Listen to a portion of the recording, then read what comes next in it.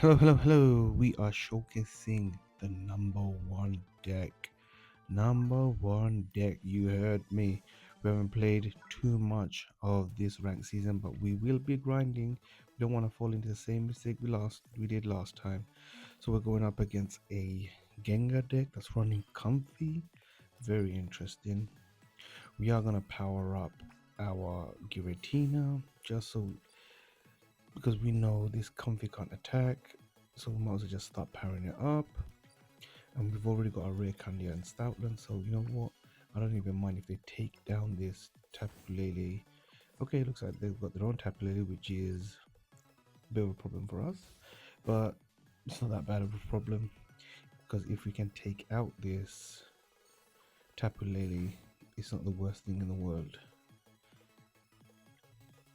Because our Giratina, we usually use it as a final hitter, and you know because it takes damage, you usually know you're going to lose it, etc. At one point, but more near the end. So I don't mind it taking a few hits, as long as it has decent health to withstand a few hits. We take the Tapu Lele out, so there's no immediate pressure for the Giratina unless they have a Cyrus. And for the Gengar to attack, they need another energy because of Stoutland's ability.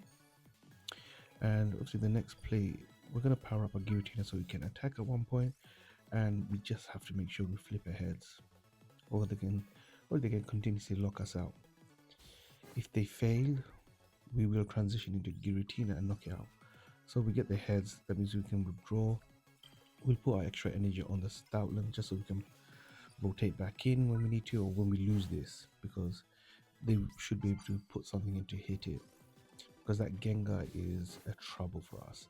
Because we know we go into our Stoutland, we have enough energy. Well, we do enough damage if it's Sabrina, anything in the back line, unless they evolved.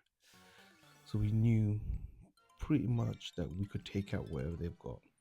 And the fact that we disrupt the energy, so they couldn't even attack because they didn't have the energy. So we'd be able to get two hits on them, even if they evolved their Ghastly into anything else. So they're starting off with a Snorlax at the front. So we do have to be wary. I will start powering up the Giratina just so I can showcase a bit of a threat. And I just play off based on what they do. So they don't put anything on the Snorlax. So it makes me think they've got an Ilima. They want me to damage it, and whenever it's ready, they'll go into it. So I'm like, okay, I'll start powering up, taking us, ping at the, Giratina, and I get my Tapu Lele.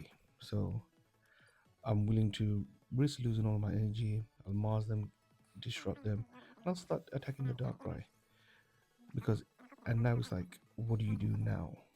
Because I'm pretty sure they've got an Ilima. Yep, they Cyrus. They want me to keep this Giratina in, so eventually I can attack the Snorlax and they can just Ilima and attack with the Darkrai. But no, I'll risk all my energy and keep going at this Tapu Lele. And at this point, I'm thinking maybe they do have a Barry, but you're gonna have to do something about my Stoutland. I'm gonna red card them, reduce the hand back down. I'm gonna take out this Darkrai because my strong thing is this is the big hitter, and they might not even run Barry. But and if they do, I've Mars them, red carded them to reduce as much as possible. They use Professor Reset, so they can't bury this turn if they had it. And this Crobat is gonna start to get annoying. So I'm gonna now chip away at this Snorlax and see how they play it. Okay, so they want Illiman now. The annoying part is I attack for 70, they'll be able to Illiman out. So I'm thinking there's no point attacking. I'm gonna power up my Giratina to have it already just in case. So they do Ilima, but they don't have anything that can attack me this turn because they need 4 energy, not 3. And this kind of has sealed it for them. They haven't put, I think they forgot about Stoutland's ability because they've put it on the back one, thinking they need just one more energy attack, but they can't.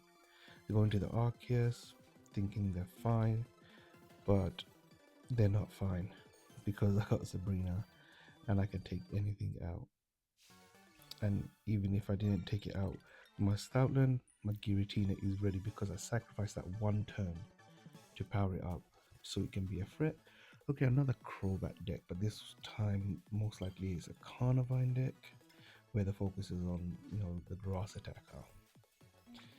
You don't see it as often, but any Arceus Crobat deck is pretty strong.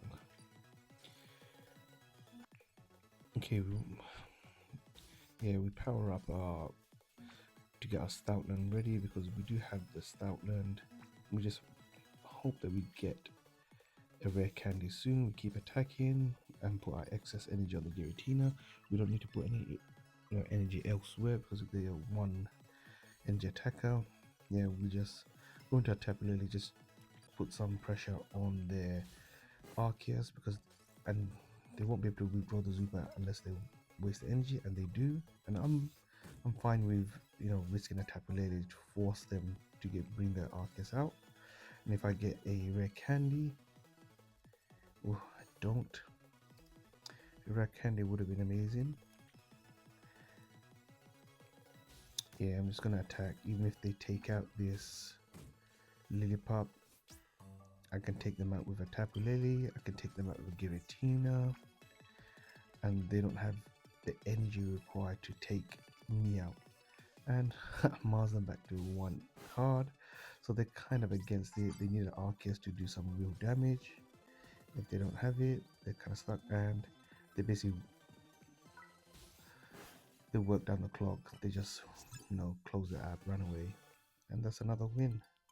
That's why I like playing with this deck, because you have to think about it. It's not as simple as let's get this Charizard online, stoke, attack. You kind of have to think about it, the strategy. There's so many moving pieces because you have to think about what your Stoutland can do, block their energy ramping, Tapu Lele, but when they're generating too much energy, you can punish them. And the Giratina is the final hitter. You have to think about when you want to bring it in, or you want to put it in to tank a few hits. So I can evolve into Stoutland now just to slow them down because they can't attack me. And at this turn I can use it also to my benefit and power up my Giratina.